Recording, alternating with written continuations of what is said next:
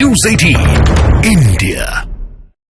पहले breaking news की बात करेंगे। मध्य प्रदेश के हरदा में मंगलवार को बहुत ही भयानक हादसा हुआ, जहां एक पटाखा फैक्ट्री में आग लग गई और एक के बाद एक बहुत ही भयानक विस्फोट हुए, जिससे 11 लोगों की मौत हो गई, करीब 200 लोग जख्मी हो गए। जख्मी लोगों का अस्पताल में इलाज चल रहा है, लेकिन अभी भी राहत और बचाव कार्य खत्म नहीं हुआ है, क्योंकि यह विस्फोट इतना ज्यादा भयानक था कि आसपास के इलाके में बने घर भी खंडहर में तब्दील हो गए। धमाके से लोगों को एक तगड़े भूकंप का एहसास भी हुआ। अभी भी वहां पर मलबे के अंदर से धुआं उठता हुआ दिख रहा है। तस्वीरें आप देखिए, और यहाँ पर जो मालिक है उनको तो गिरफ्तार कर लिया गया है, कड़ी कार्रवाई होगी, ये मुख्यमंत्री मोहन यादव ने कहा भी है। लेकिन अभी भी मलबे से धुआं उठ रहा है, चारों तरफ मलबा फैला हुआ है, और जैसे भूकंप के समय कंपन महसूस होती है, वैसे ही कंपन महसूस हुई, क्योंकि उसके 2 किलोमीटर के रेडियस में लोग परेशान हुए और कई लोग घायल भी हुए हैं।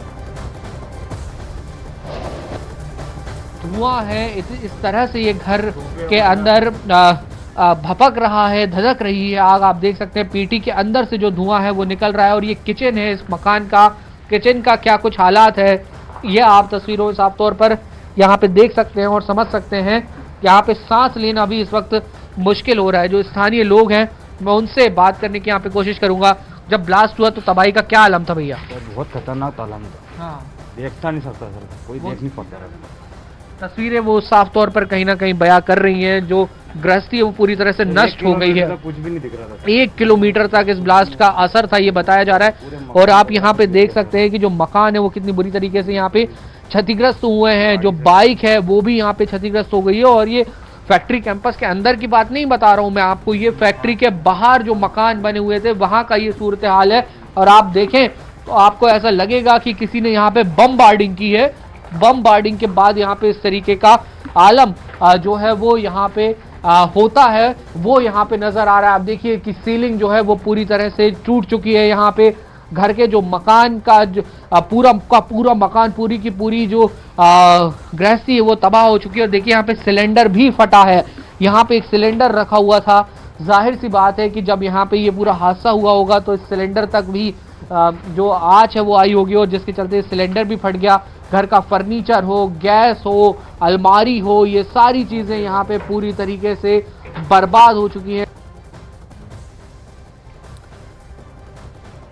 तो आपने तस्वीरें देखी, हमारे सहयोगी रिपोर्ट आपको दिखा रहे थे। हम आपको बता दें कि अभी भी हरदा में फैक्ट्री के मलबे में कई लोगों के दबे होने की आशंका है। यहाँ पर जो है गोडाउन था, जहाँ पर बहुत सारे लोग रहते थे, जहाँ और जहाँ मैनेजर वगैरह सभी अधिकारी वगैरह जो थे जहाँ पर बैठते थे, जो काम करने वाले, जो तलघर है इसके नीचे बहुत से लोग दबे होने की आशंका है। इसमें कहाँ पर है वो जगह जहाँ पर आप? हाँ, ये तलघर है, जो जहाँ की जगह है, इतना लंबा है, वो बहुत लंबा। इसका भी मलबा हटाया नहीं गया है इसका, और लाशें मिलने की उम्मीद है इसमें। अच्छा, ऐसा मान सकते हैं कि यहाँ पर है? हाँ है, इसमें है इसमें।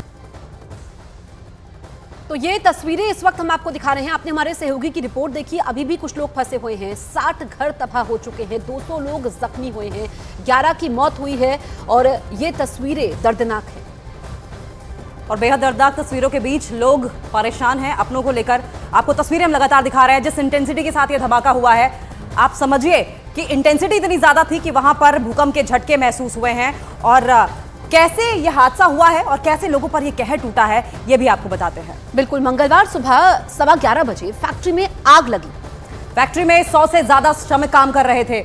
आग लगने से फैक्ट्री में भगदड़ मच गई। कई महिलाएं भागते वक्त फैक्ट्री में फंस गईं। आग इतनी बड़ी थी कि सेना को बुलाया गया, और उसके बाद आग से फैक्ट्री में एक के बाद एक बड़े 4 धमाके हुए। धमाकों से आसपास का इलाका थर्रा गया। फैक्ट्री के पास बने मजदूरों के घर खंडहर में तब्दील हो गए। करीब 60 घरों में पटाखे और विस्फोटक रखे हुए थे। आसपास के घरों में भी आग लग गई। हादसे में करीब 200 लोग जख्मी हुए। तो ये हम आपको बता रहे हैं कि कैसे ये धमाका होता है। और अभी भी चिंता की बात यह है कि लोग मलबे में फंसे हुए हैं, और अभी भी धुएं का गुबार उठ रहा है। मलबा वहां पर पड़ा हुआ है। 60 घर तबाह हो गए हैं, उनके अपने चले गए हैं, और किसी को मालूम ही नहीं चला कि अचानक से हुआ क्या। धमाका काफी तेज था, तो फैक्ट्री में जो लोग फंसे हुए थे उनको बाहर निकलने का मौका नहीं मिला। इसके आसपास का जो 2 किलोमीटर का इलाका है वहां पर भी लोगों को चोट पहुंची है, कई लोग जख्मी हुए हैं। और सीधा वासु का रुख कर लेंगे, ग्राउंड जीरो पर मौजूद है। वासु, क्या अपडेट है? रेस्क्यू कहां तक पहुंचा है? क्या कुछ लोग लापता भी हैं? बिल्कुल, देखिए बड़े पैमाने पर जो लोग हैं वो लापता हैं और जिस तरह से कल ब्लास्ट हुआ उसके बाद से लगातार यहाँ पर रेस्क्यू ऑपरेशन जारी है। आप देख सकते हैं कि 24 घंटे करीब होने को आए हैं इस पूरे हादसे को और अभी भी आपको यहाँ पे वाटर कैनन्स जो है वो चलती हुई नजर आएंगी। कई जिलों का जो दमकल का अमला है, फायर ब्रिगेड का अमला है, वो मौके पर पहुंचा हुआ है और लगातार इस पूरे मलबे को, इस पूरे बारूद के ढेर को ये कहें तो भी गलत नहीं होगा, ठंडा करने की जो कोशिश है वो की जा रही है। और यहाँ पे रह के जो धुआं है वो उठ रहा है क्योंकि यहाँ पे कई तहखाने बने हुए थे जिसमें जो बारूद है वो रखा हुआ था फटाके बनाने के लिए और उसको पूरी तरह से नष्ट करना बेहद ज़रूरी है ताकि और भी जो धमाके हैं वो ना हो। लेकिन इस सब के बीच बड़ी दुखद खबर यह है कि यहाँ के जो आसपास के रहने वाले जो लोग हैं, जो रहवासी हैं, उन्होंने बातचीत में बताया है कि बड़े पैमाने पर यहाँ पर लोग जो हैं वो अभी भी अंदर फंसे हुए हो सकते हैं। जब धमाका हुआ उस वक्त कैसी यहाँ पर स्थिति थी और अभी तक 12 लोगों की करीब पुष्टि हुई है जो अब नहीं रहे। आपको क्या लगता है कि संख्या इतनी है या और भी ज़्यादा हो सकती है, लोग फंसे हुए हो सकते हैं? देखिए, कल का जो 7 फरवरी का जो दिन था वो हृदय के लिए बहुत ही दुखद घटना घटी है ये, और जिस हिसाब से जो प्रशासन जो आंकड़े दे रहे हैं वो बहुत ही गलत है, वो सही नहीं है। कम से कम 250 लेबर की शिफ्टिंग में 250 लेबर की शिफ्टिंग में यहाँ पे वो मजदूर काम करते थे और बारूद का स्टॉक प्रशासन के इतने नाक के नीचे जो रखा गया है उन्होंने, तो ये तो मतलब अब इसको क्या कह सकते हैं भाई, ये इन्होंने क्योंकि आप वहाँ मौजूद चश्मदीद से बात कर रहे हैं, जरा इनसे एक सवाल और ले लीजिए, पूछिए जरा कि अभी ये चश्मदीद ने न्यूज़ 18 इंडिया पर ये कहा बातचीत में कि कुछ और लोग फंसे हुए हैं, कुछ तहखाने बने हुए हैं जहां तक तो अभी पहुंचा ही नहीं है प्रशासन। क्या कुछ ऐसा है, कुछ लोग और फंसे हैं? अब बिल्कुल देखिए, इनको इसी बात की अनुमान जो है ये पूछना चाह रहे हैं हमारे जो सहयोगी हैं कि क्या कुछ और लोग यहाँ पे अभी दबे हुए हो सकते हैं इस पूरे मलबे के अंदर? बिल्कुल बिल्कुल, जो मलबे में बहुत से लोग दबे हो सकते हैं और वो भाग नहीं पाए। जो विस्फोट जो हुआ उसके कारण वो भाग नहीं पाए, उनको अवसर ही नहीं मिला कि वो बाहर निकले उससे।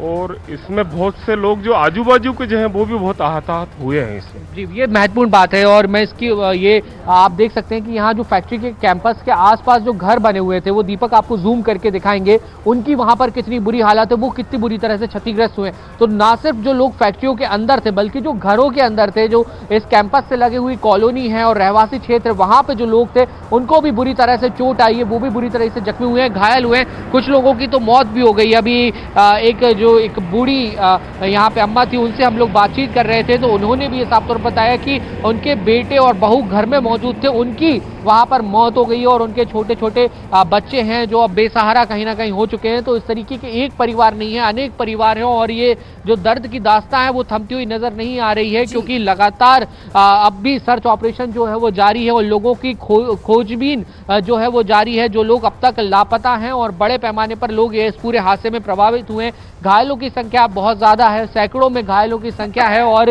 अब तक मैं आपको बता दूं कि 300 से 400 गाड़ियां जो हैं दमकल की, फायर ब्रिगेड की जो अमला है वो यहाँ पर मौके पर पहुंच चुका है और गाड़ियां आती हैं, आग बुझाने की कोशिश करती हैं और फिर पानी खत्म हो जाता है तो फिर वो दोबारा रिफिल करने के लिए पहुंचते हैं। ऑपरेशन में वासु अपनी दिक्कतें हैं लेकिन 60 घरों की जमा पूंजी जिंदगी भर की चली गई, उनके अपने खो गए हैं और हरदा के पटाखा फैक्ट्री हादसे में करीब 200 लोग घायल भी हुए हैं। 174 लोग ऐसे हैं जो कि जख्मी हैं, जिन्हें जिला अस्पताल पहुंचाया गया, जिसमें से 34 की हालत गंभीर बताई जा रही है और उन्हें भोपाल, इंदौर और नर्मदापुरम रेफर किया गया है। रेफर किए गए एक मरीज की मौत हो गई, 10 लोगों की मौत मौके पर हो गई थी। वहीं हरदा में लोगों का इलाज करने के लिए भोपाल, इंदौर, बैतूल और नर्मदापुरम से डॉक्टर पहुंचे हैं। मुख्यमंत्री मोहन यादव भी दोपहर 3 बजे पहुंचेंगे लेकिन दर्दनाक हादसा है, जांच होगी। जो आरोपी हैं वो गिरफ्तार कर लिए गए हैं, तत्काल कार्रवाई तो यहां पर की गई है लेकिन कई सारे ऐसे सवाल हैं जिनका जवाब मिलना बाकी है।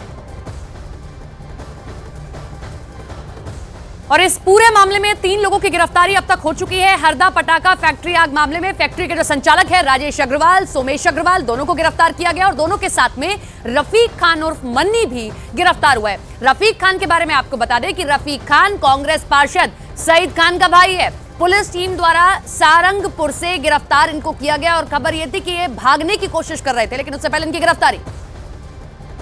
इन 2 लोगों को हमने पुलिस कस्टडी में लिया है जो कि इनके नाम से वो वहाँ दुकान संचालन था, सोमेश अग्रवाल और राजेश अग्रवाल।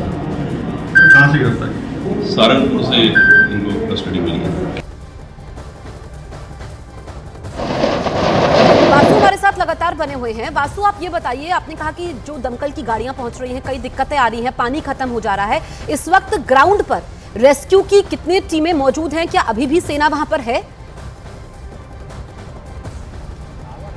बिल्कुल, देखिए एनडीआरएफ और एसडीआरएफ की जो टीमें हैं लगातार इस पूरे रेस्क्यू ऑपरेशन को अंजाम देने में जुटी हुई हैं। 1000 से ज़्यादा का फोर्स जो है वो यहाँ पर लगा हुआ है। आप चाहे एनडीआरएफ, एसडीआरएफ, जिला प्रशासन का बल, पुलिस प्रशासन का बल, आसपास के जिलों से जो टीम्स आई हुई हैं, सेंट्रल से जो टीम डिप्लॉय की गई है, ऐसे कुल मिलाकर करीब 1000 लोग इस पूरे ऑपरेशन को अंजाम देने में लगे हुए हैं ताकि जल्द से जल्द इस पूरे मलबे को समेटा जा सके और सर्च ऑपरेशन जो है वो पूरा किया जा सके। यहाँ पे जगह जगह जो फटाके हैं, जो बम हैं, वो आपको बिखरे हुए दिखाई देंगे, बिखरे हुए नजर आएंगे और इसी बारूद के ढेर में से अगर कोई वहां पर फंसा हुआ है तो उस तक पहुंचने की भी जो टीम्स की कोशिश है वो लगातार जारी है और बहुत चुनौतीपूर्ण ये पूरा जो रेस्क्यू ऑपरेशन है वो अब तक रहा है, अब तक नजर आया है। और यही वजह है कि एक्सपर्ट्स के साथ तमाम जो बड़ी मशीनें हैं, पोकलेन हो, जेसीबी हो, ये सारी मशीनें जो हैं वो लगातार यहाँ पर काम कर रही हैं, काम करने में जुटी हुई हैं। अब उम्मीद हम यही कर सकते हैं कि इस पूरे भीषण हादसे में कम से कम लोगों की जान जाए, जो एक अनुमानित आंकड़ा है